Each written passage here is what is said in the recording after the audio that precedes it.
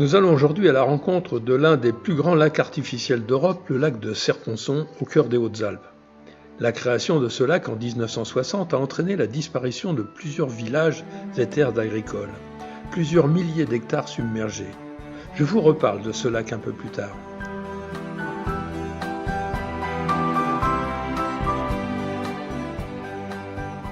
En abaissant le niveau du lac en hiver, notamment en produisant de l'électricité, on libère de la capacité de stockage pour les eaux de fonte des neiges et des pluies printanières.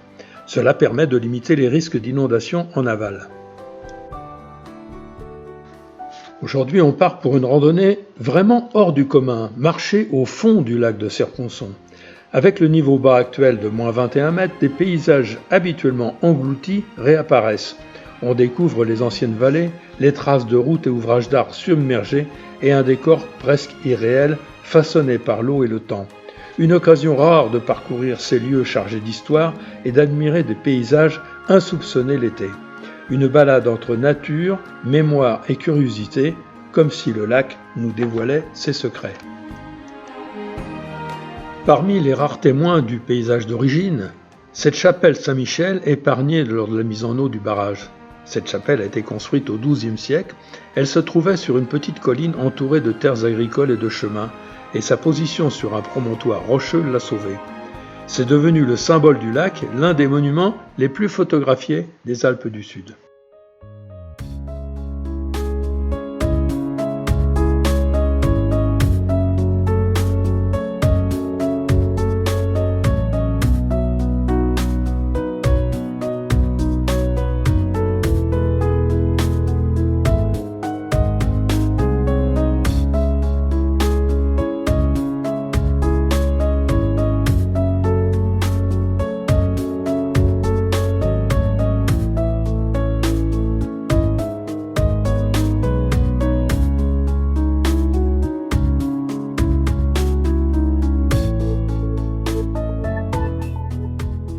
Alors parlons un peu du barrage de Serre-Ponçon, construit entre 1955 et 1961, à la confluence de la Durance et de l'Ubaye.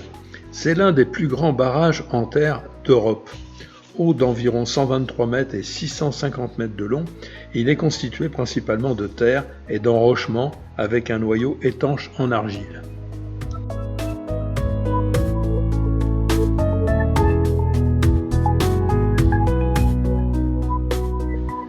Il retient le lac de Serre-Ponçon, une immense retenue artificielle d'environ 28 km² et à peu près 20 km de long.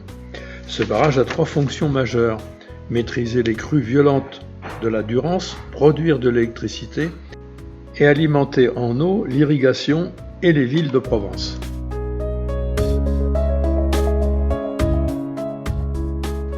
C'est aujourd'hui un site important pour le tourisme et les activités nautiques. Le barrage et l'ensemble de la chaîne Durance-Verdon produisent en moyenne l'électricité nécessaire à 2,1 millions de personnes, l'équivalent de Paris intramuros.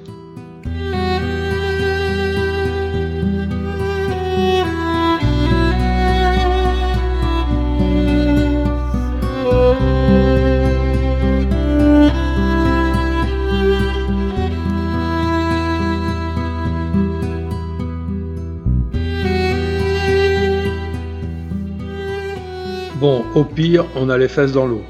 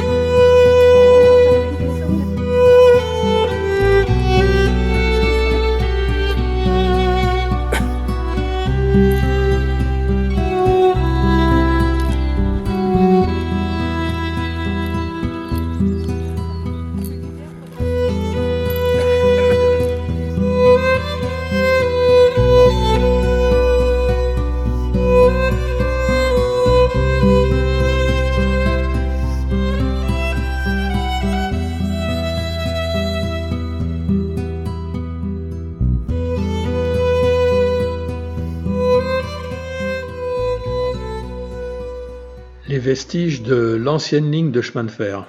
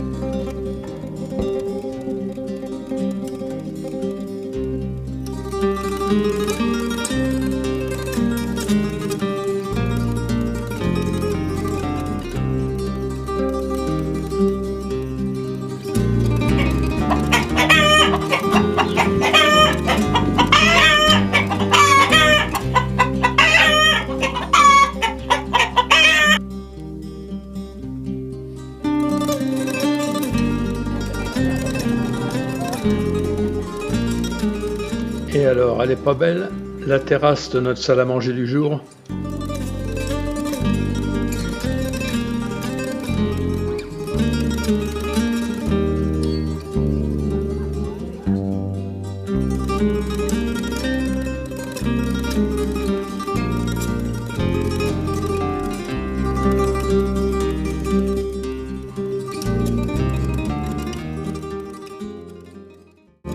Et nous voilà donc en approche du viaduc de Chanteloup et je vais vous parler de cette ligne ferroviaire Chorges-Barcelonnette qui n'a jamais vu le jour.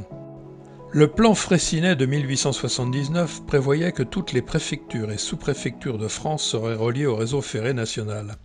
La desserte de Barcelonnette, depuis une déviation de la ligne Veynes-Briançon, est concédée à la compagnie PLM en 1904. Le tracé ferroviaire, tenant compte du projet naissant du barrage de Serponçon, franchit le torrent des Moulettes par un viaduc de 60 mètres de haut, rentre en souterrain, franchit la Durance par le viaduc dit des Ivans et entre ensuite vers le Sausse par un souterrain de 2 km pour rejoindre la vallée de l'Ubaye. Les travaux démarrent en 1909 que la Première Guerre mondiale ralentit. Après la paix, ils reprennent, mais en 1934, le ministère de la Guerre considère que la ligne n'a plus d'intérêt stratégique et les travaux sont suspendus. Le tronçon compris entre Chanteloup et le grand pont de la Nationale 100 sur l'Ubaye fut donc noyé lors de la mise en eau du barrage. Voilà le viaduc lorsque le barrage est plein. La ligne de Briançon est elle aussi partiellement noyée, reconstruite sur les flancs des collines longeant la Durance. Le viaduc de Chanteloup, noyé, est devenu une attraction touristique dès que le niveau des eaux s'abaisse et 60 ans après, son état est encore impeccable.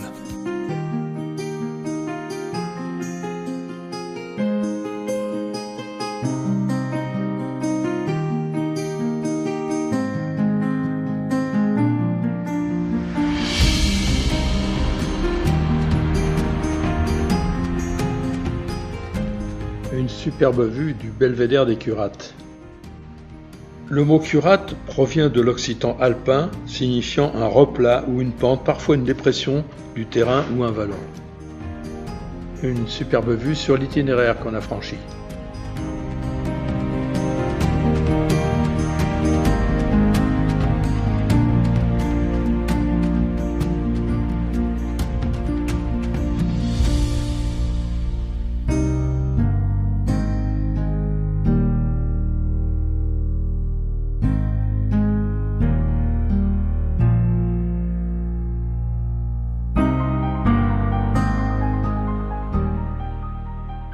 Non, je ne donnerai pas les noms de celui ou celle qu'on a retenu.